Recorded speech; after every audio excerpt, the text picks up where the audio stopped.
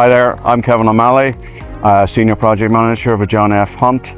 I'm here at 25 Marylebone Road. This is a demolition and new construction project. We're carrying out the work on behalf of the client Princeton Investments, and we're working for principal contractor who is Elmer's Construction.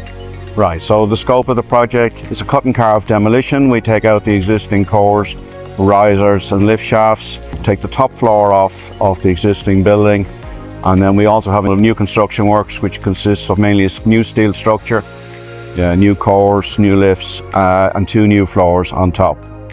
We started here last September, and where our contract works are for 50 weeks, so we'll be here till about the end of August. The building itself, it was known as the former Methodist Church House, so it was owned by the Methodist Church. Construction of the building started during the Second World War and had to come to a halt when it was about 50% constructed, so it wasn't completed until 1946. So I suppose the biggest challenge we've had on this job was actually at the start when we get ready for erecting the tower crane. And as you can see, it's an unusual tower crane in that the foundations are built at 7th floor level, just below existing roof, rather than down in the basement. The reason for that is that each floor in this building is different.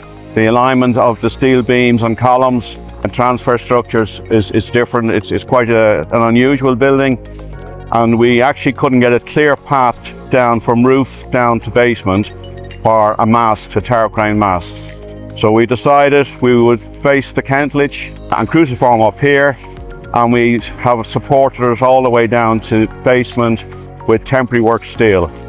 The demolition works there's a lot of cutting of existing steels to which we will be connecting on new steels. We do have piling works to do in the basement. We have about 40 number 450 diameter piles to construct in a very tight working space, very restricted. So that will be our next challenge towards the middle end of April.